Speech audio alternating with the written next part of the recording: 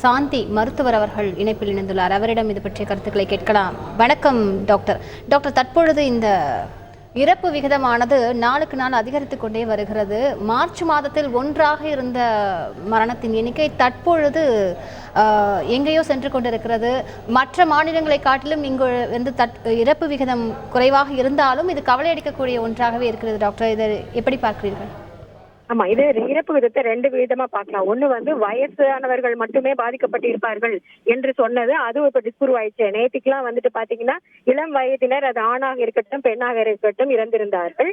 அது ஒரு கவலை அளிக்கக்கூடிய விஷயம். இன்னொன்னு வந்துட்டு வெறும் கோமாபிலிட்டி இருக்கிறவங்க மாத்திரம்தான் இறப்பார்கள். நீங்க ஏன்னா ஆரம்ப காலத்துல பாத்தீங்கன்னா நல்வாழ்வுத்துறை அமைச்சர் வந்து மீண்டும் மீண்டும் சொல்வார், எத்தனை பேர் இருந்தாங்களோ அத்தனை பேருக்கும் வந்துட்டு இணை நோய்கள், சுகர் இருந்தது, பிபி இருந்தது என்று சொல்லிக் கொண்டிருப்பார்கள். ஆனா இப்பொழுது பாத்தீங்கன்னா நேற்றுக்கு ஒரு 8 பேருக்கு வந்துட்டு கோமாபிலிட்டி இல்ல அப்படின் போது இறப்புக்கு காரணமே கொரோனா தான் என்ற மாதிரியான தகவல்கள் வருகின்றன. இது 2மே வந்துட்டு சற்று அச்சப்படக்கூடிய விஷயம்தான். ஆனா அதே நேரத்துல ஓரளவு வந்து அறிகுறிகள் வந்துட்டு வந்த உடனேயே போனா காப்பாற்ற முடிகிறது என்பதுதான் கள நிலவரம். ஒரு மருத்துவரா வந்துட்டு இப்ப கிட்டத்தட்ட ஒரு 30,000-40,000 பேஷண்ட் வந்து நம்ம தமிழ்நாட்டுல ட்ரீட்மெண்ட் பண்ணின ஒரு எக்ஸ்பீரியன்ஸ் நமக்கு வந்திருக்கு. அந்த அனுபவங்களை வந்து நம்ம பார்க்கும் பொழுது நமக்கு அறிவியல் பூர்வமாக சில தகவல்களும் வந்திருக்கின்றன. அதெல்லாம் வச்சு பார்க்கும் பொழுது அறிகுறிகள் வந்தவுடன் மிக விரைவாக யார் மருத்துவரை அணுகிறார்களோ அவங்க வந்துட்டு இறப்பது இல்லை.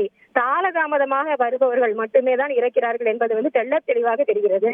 ஆகவே விரைந்து வந்துட்டு மருத்துவமனையை நோக்கி மக்கள் செல்ல வேண்டும் என்பது ஒரு பாயிண்ட். இன்னொரு பாயிண்ட் என்னன்னா, அரசு தரப்புல ஒரு வேண்டுகோள் என்னன்னா, இப்ப கூட டெஸ்ட் பண்ணணும்னா அறிகுறிகள் இருந்தால்தான் செய்வோம், அல்லது இல்லைன்னா வந்து உங்க வீட்டுல இருக்கவங்க எல்லாருமே வந்து குவாரண்டைன் பண்ணி விடுவோம் 14 நாட்கள் என்ற மாதிரியான தகவல் வருகின்றன. நேற்று கூட நாங்க எங்க டாக்டர்ஸ்க்கு தெரிஞ்சவங்களுக்கே பண்ண பார்க்கும் பொழுது அந்த பிரைவேட் லேப்ல இருந்தே கேட்கறாங்க, அந்த அம்மா வயசானவங்க கூட்டிட்டு போக முடியாது, வீட்டுக்கு வந்து செய்யுங்கன்னா உங்க வீட்டுல இருக்கவங்க எல்லாருமே 14 நாள் குவாரண்டைன் பண்ணிடுவாங்க, பரவாயில்லையா என்று கேட்கிறார்கள். அந்த மாதிரி வந்து கேட்கும் பொழுது அது மக்களை வந்துட்டு ஐயோ நம்ம இதுக்கு எதுக்கு இப்ப டெஸ்ட் பண்ணிட்டு நம்ம 2 நாள் மாத்திரை போட்டு பார்க்கலாமே, வீட்டுல இருக்க ஜுர மாத்திரை போட்டு பார்க்கலாமே என்ற எண்ணம் வருகின்றது. இதை அரசு உணர்ந்து கொண்டு ஃப்ரீ டெஸ்டிங், யார் வந்து டெஸ்ட் பண்ணணும்னு நினைக்கிறாங்களோ அவங்க எல்லாம் டெஸ்ட் பண்ணிக்கணும்.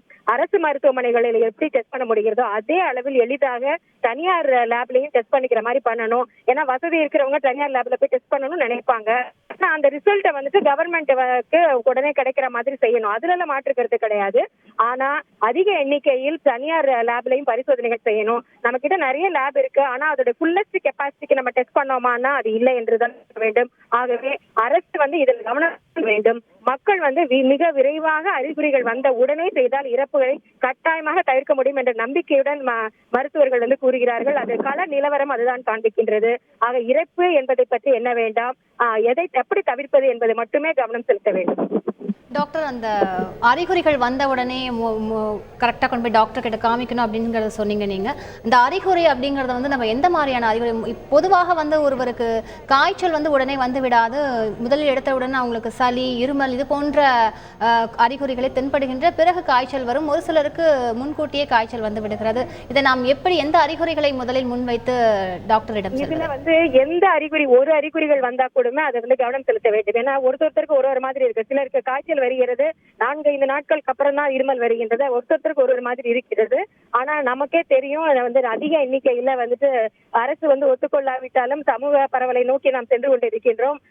சமூக பரவல் வந்துவிட்டதாக பல அறிஞர்கள் வந்து கூறிக்கொண்டிருக்கிறார்கள். இந்த நேரத்துல இந்த 2-3 அறிகுறிகள் வர வேண்டும் என்று காத்திருக்க கூடாது.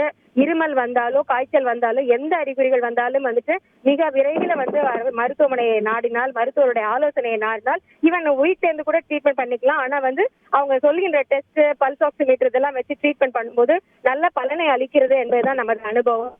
இது வந்து நம்ம அரசு வந்து கவனம் செலுத்த வேண்டும். ஏன்னா மீண்டும் மீண்டும் வந்து நல்ல அறிகுறிகள் வந்த அப்புறம் பரிசோதனை செய்யும் போது என்ன ஆகுதுன்னா அதனாலே 2 days லேட் ஆயிடுது. அது இன்னும் காலதாமதமாகிறது. ட்ரீட்மெண்ட் ஸ்டார்ட் பண்றதுக்கே லேட் ஆகி விடுகிறது. அதையும் வந்து அரசு கவனத்தில் எடுத்துக்கொள்ள வேண்டும்.